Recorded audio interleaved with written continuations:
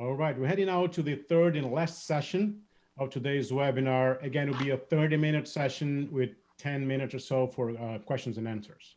So Stuart is back to talk about ethics of cybersecurity and how they impact privacy and security. He will discuss, among other things, the known Apple FBI controversy in the San Bernardino attack in 2015. Stuart, welcome back. The floor is yours again. Okay, very good. I want to check, is everything all set up? Can you see my screen? Can you see my video? Let me check here. Yes, I see your slide. Okay, is my video on also? Okay, I should be. Okay, first, I apologize. We're running a bit late. This is an exciting topic. As you see, Kerry and I are both very passionate about it, so we apologize for running a bit late. I'll try to abbreviate my presentation now a little bit. And of course, we look forward to following up with many of you afterward. As Jerry already kind of introduced, this is an interesting issue. And once again, it's a subject of probably lots of conversation. I'll try to keep it somewhat brief today. And I'm going to try something a bit adventurous here. We're going to try to do a little bit of a quick survey. Let me pull up the next screen. And I'm not sure if Jiro wants to go and explain how to do this or anything we need to do, Jiro.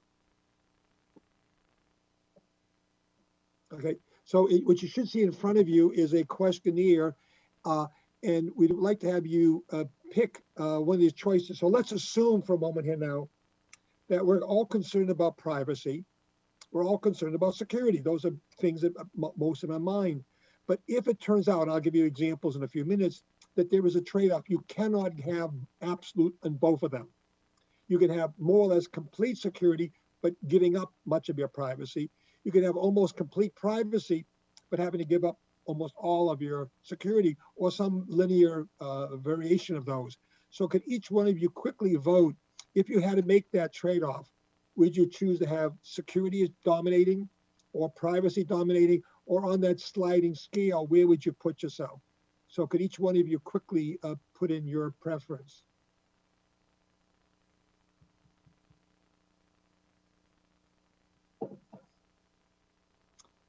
And I'm not sure how far we're going, but Jiro, could you let us know what the results are when you think most of them are in?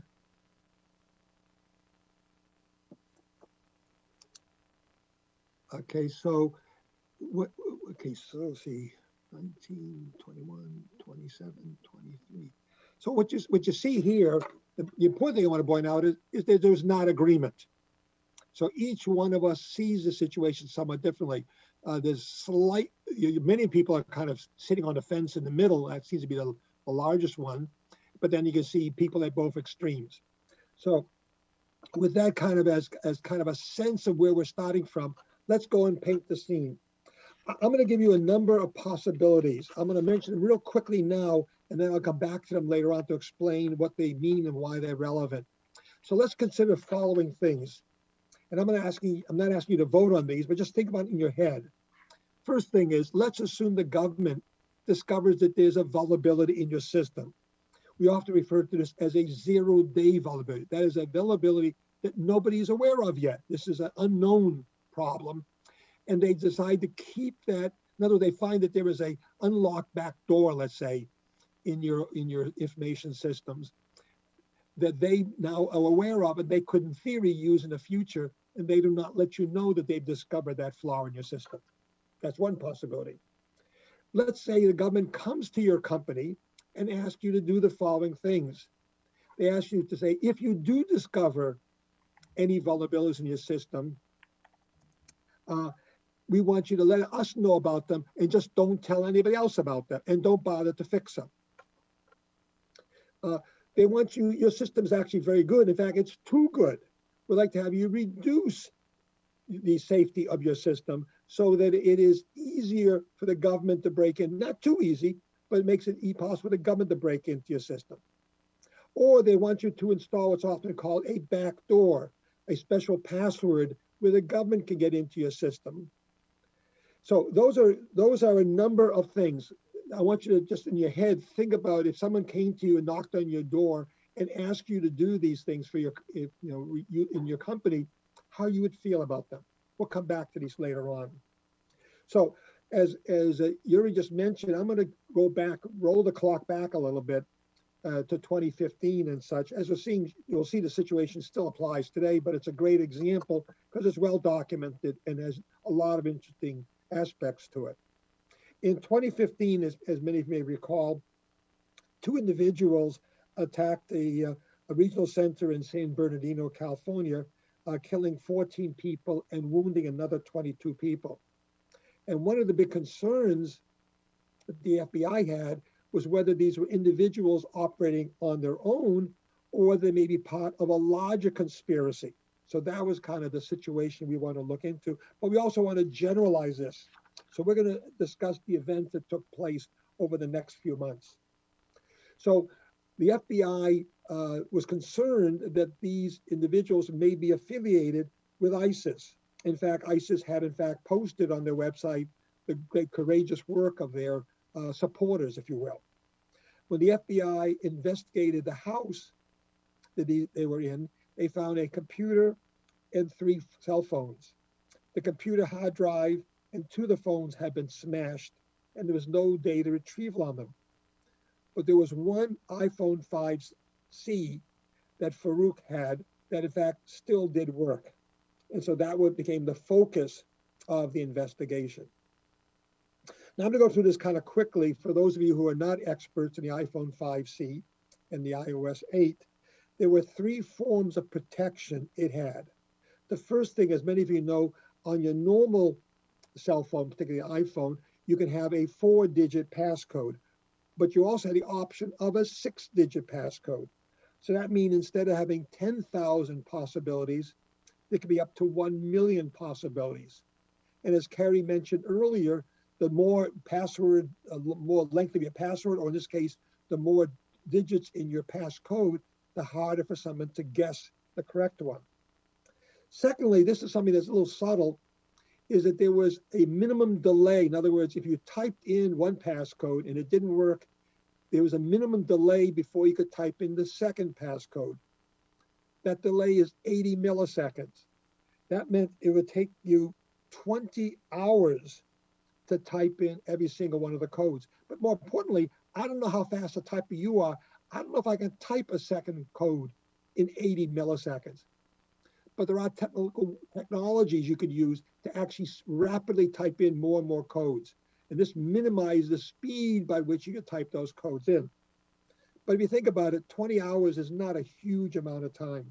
This last feature is the most important in my mind. If there were 10 consecutive failed attempts, not 1 million, but 10 consecutive failed attempts, then much like in Mission Impossible, the cell phone self-destructs and all the data is destroyed. The FBI personnel tried various attempts to get into it, realizing if they had 10 unsuccessful attempts, everything would be lost, and they stopped. So they were kind of stymied there. So that's the issue we're going to talk about, how to overcome this, how to deal with this issue. So the first thing the FBI did, they went to Apple and said, we'd like you to basically change the security feature on this phone so we can break into it. In order to encourage Apple to do so, they went to the U.S. District Court in Los Angeles, and they pointed out that under the All Rights Act, that Apple is required to cooperate.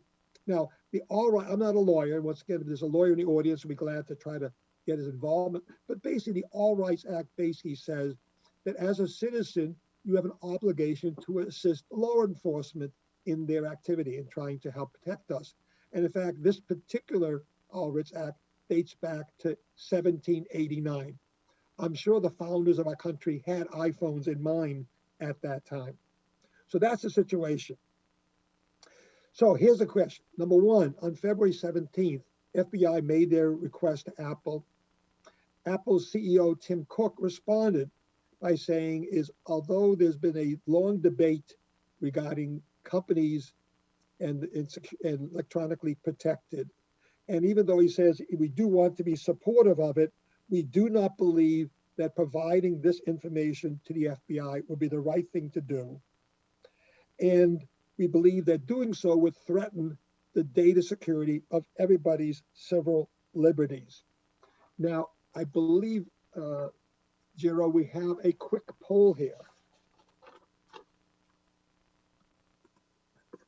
So I'll try to keep them. We only have about 3 or 4 polls. This one here is: do you agree? If you were Tim Cook's position, would you agree would you agree to not comply, basically reject the FBI, or talk about negative reasoning, or would you disagree with them and say they really should comply? So do you agree with what Tim Cook of Apple was saying, that I will not comply, or not?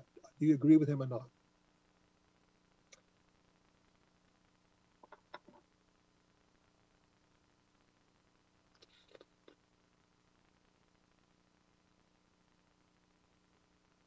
Okay, Zero, when you get enough of them, let me know. And what were the results? Okay, so most of you agree, but not all of you agree. And once again, this is what I mean by the fact, this is why I refer to this as ethical issues. I often jokingly say that we're at MIT, 2 + 2 is 4, not 3.9, not 4.1. That might work up at Harvard, but we like to have a nice clear-cut answer.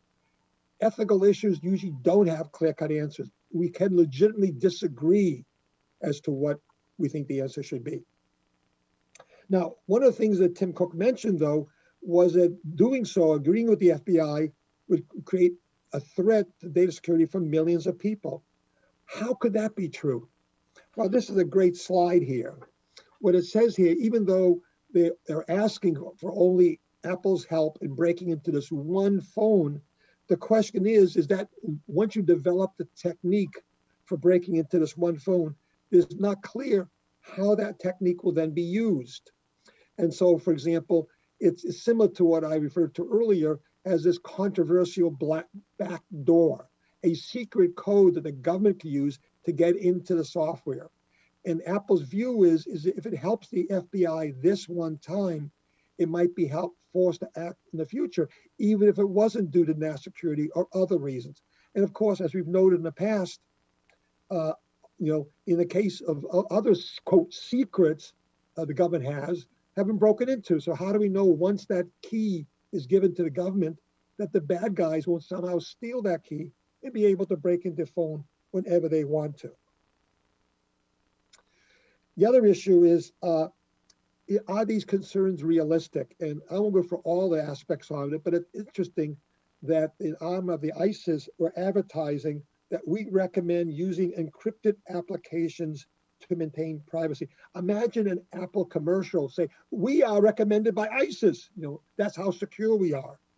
And so they find more and more that bad guys, whether they be cyber criminals or terrorists, are using such technologies to be able to carry out their attacks and such, and be able to make it difficult for the government to find them. So another question is, should governments force tech companies to help access data? I'm going to skip over this question to save some time, but I want you to think about what is your position? How do you feel about, should the government be helped in such a matter? But I do want to ask you a question like this. Let's assume that the case is somewhat different. It's not this case of the San Bernardino terrorists, but let's assume that a young child was kidnapped. Subsequent to the kidnapping, they find out who the kidnapper is, and in a chase that takes place, the kidnapper is killed or has a car accident and dies. So now the kidnapper no longer is alive. There is a 2-year-old child locked away somewhere, maybe a child even who needs special medication. And all they have is an iPhone. And it's possible that there may be information in the iPhone to save the life of this child. Does that fact change your view you stated earlier?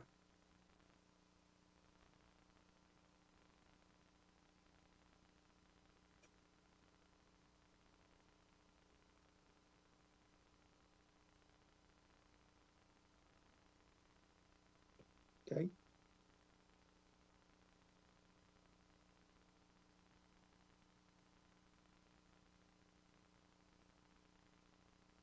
Okay, Jared, do you think we have most of the votes in?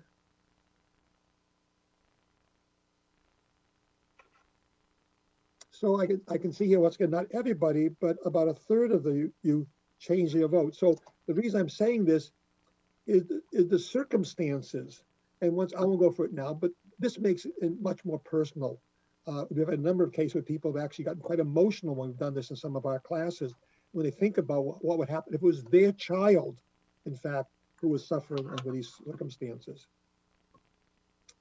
And in fact, there are cases like in the Bataclan Paris attack, they found on the attacker's cell phone was information that was instrumental in understanding the terrorist cell and so on. So there are cases where the information on it can in fact help prevent subsequent damage from taking place. Now, many of you, I'm assuming, are familiar or at least have heard something about this Apple and FBI controversy.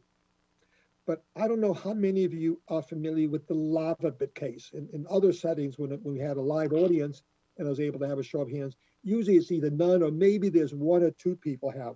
So I'm going to briefly describe this case and see why it raises some interesting issues. Lionel Leveson was the founder of LavaBit. LavaBit is a bit like things like web chat and things that, or another secure messaging system. It provided a secure email system. In fact, by coincidence, this email system had been used by Snowden. And the FBI wanted to be able to get access to these secured emails, these encrypted emails. And so they asked, Lada Levinson, okay, you have this system here, please help us get access to these secured emails. So what did Levinson do?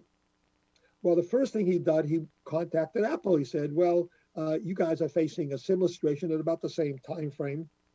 Could you help us in kind of fending off the FBI? You've been able to somehow hold them at bay for quite a bit.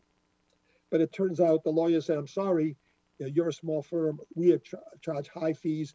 I'm sorry, we can't help you. So basically, he realized that he could not really fight the FBI in court. He didn't have the resources to do so. So what he did, in order to keep his promise to his customers, he closed down his company rather than giving in to the FBI request. So I want you to think about this. I'm going to ask you to vote, but did he do the right thing? And here's the more provocative issue.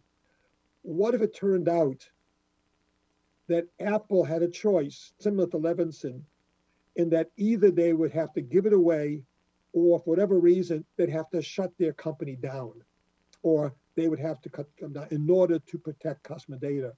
Would Apple be willing to shut it down? By the way, nowadays they're a $2 trillion company in order to protect customer data. Now I bring that up because this just gives you the idea of the magnitude of the kinds of concerns. Levinson obviously was a small player, and possibly most people weren't aware of his demise of his company, so to speak. But this could ultimately impact enormous sized companies as well. Now, what happened? As I said, the case kind of wound down, and many of you may have kind of not realized it went off the radar. Well, on March 28th, the FBI noted that it had managed to unlock the iPhone, and therefore there was no longer an issue. It was now a moot point, and so they retracted their case. Apple then said, well, that's pretty impressive. We didn't know you could do that. We would like you to tell us how you broke into our iPhone, because we have this mission to make sure that our phones are as secure as possible. So here's a question. Should the FBI release to Apple how they managed to unlock the iPhone? Now, the issue here was, of course, somehow the FBI was able to get into the phone, obviously using a technique or method that Apple was unaware of. Apple, think of this as a zero-day vulnerability. This is a zero-day vulnerability. It has been discovered on their phone. And they're saying, we'd like to have the FBI tell us what that vulnerability is so we can do something to mitigate it and eliminate that vulnerability.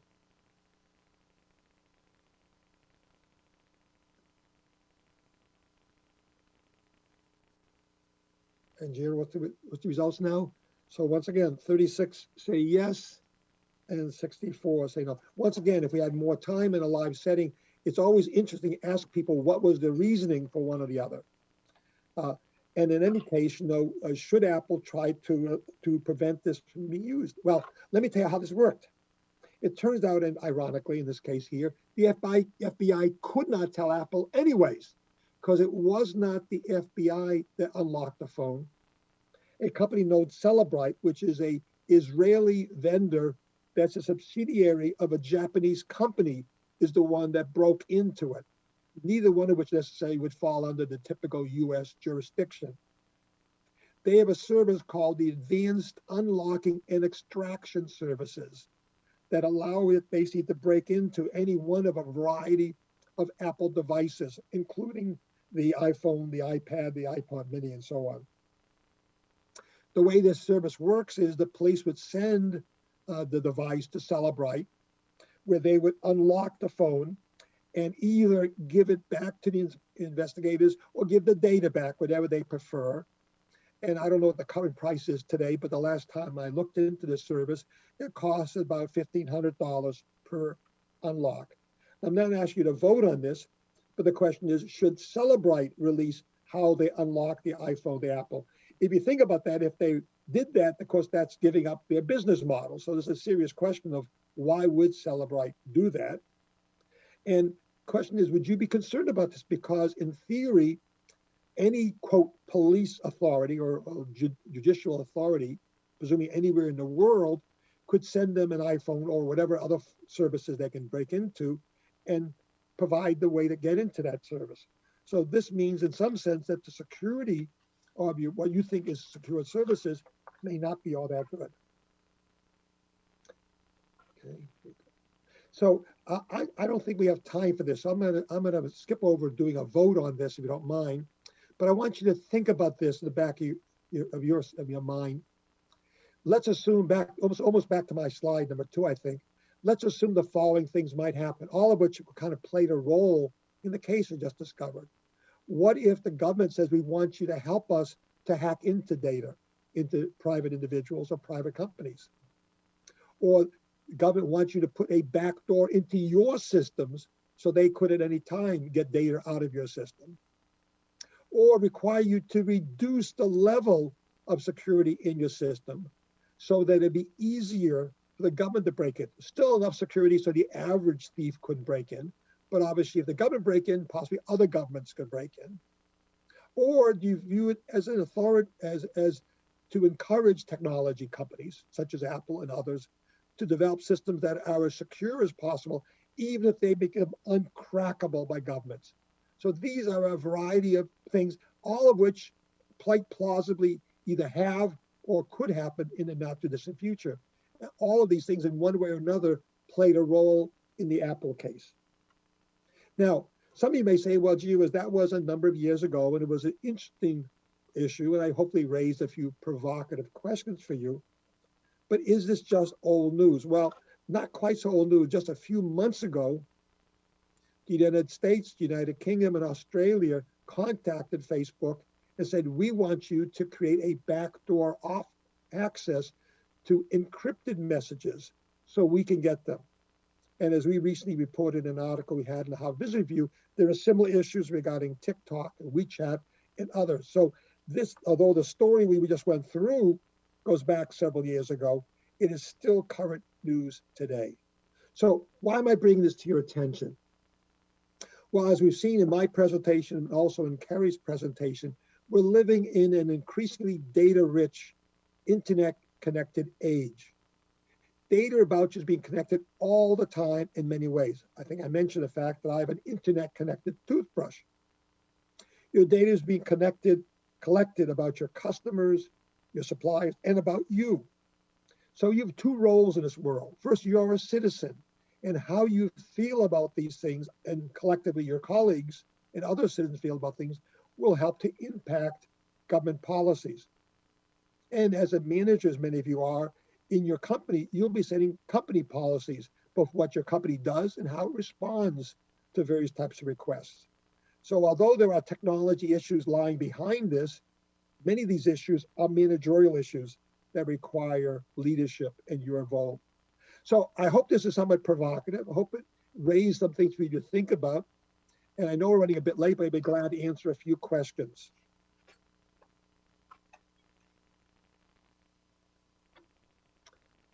Yuri, I'm transferring it over to you.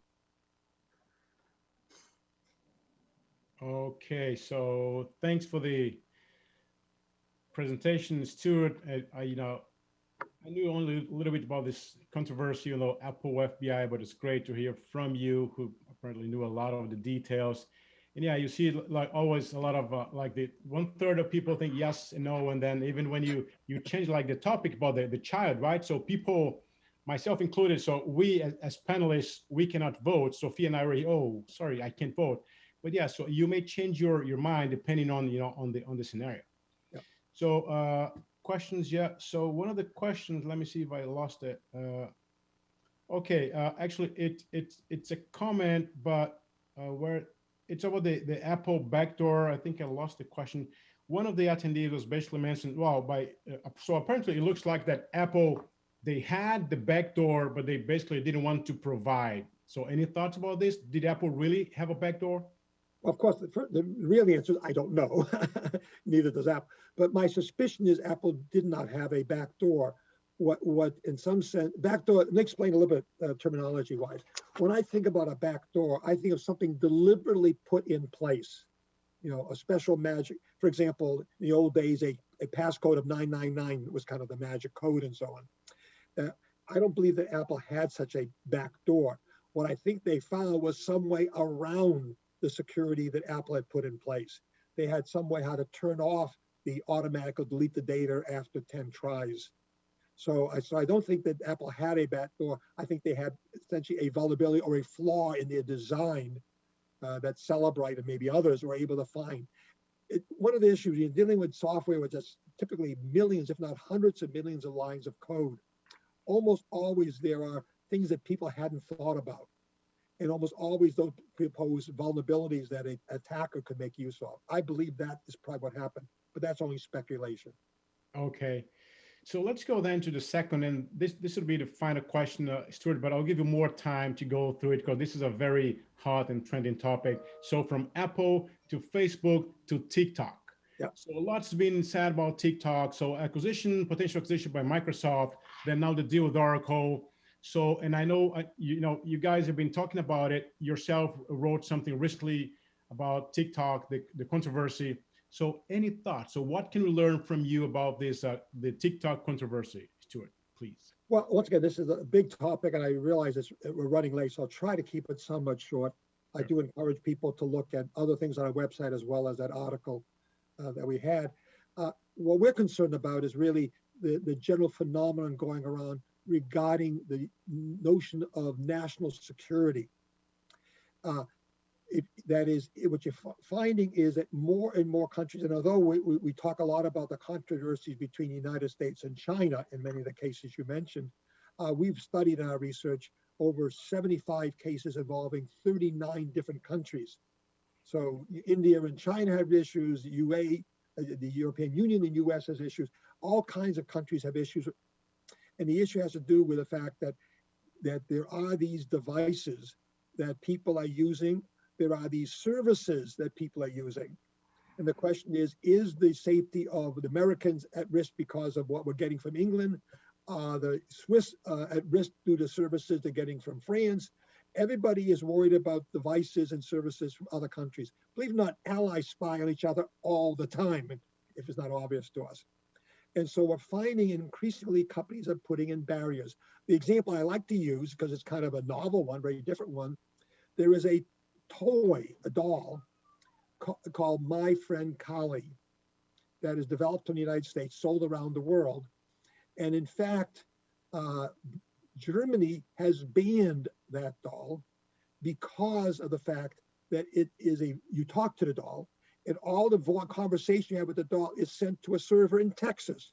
So Germany has banned it. So the question is, if we ban all software, all services, all devices that have a computer in it coming from another country, then basically, ultimately, that involves banning almost all international trade.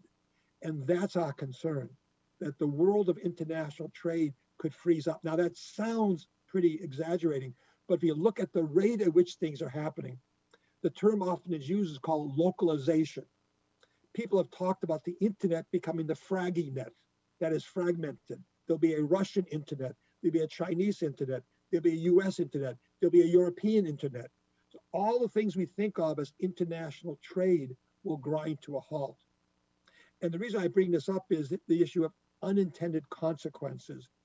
I often refer to the Smoot-Hawley trade, I think it was 1918, 1920, no, 1930, sorry. The United States, a different issue, not cybersecurity then, but the issue was the recession. And the US said, we'll raise tariffs on all farm goods coming into the United States as a way to aid our farmers. What happened? All the other countries raised their tariffs on goods coming from the United States. And overall, the world economy dropped by 30%. A few years later, all those tariffs were then removed. But the point being is we're seeing an age now where countries are reacting, sometimes almost emotionally, to these issues.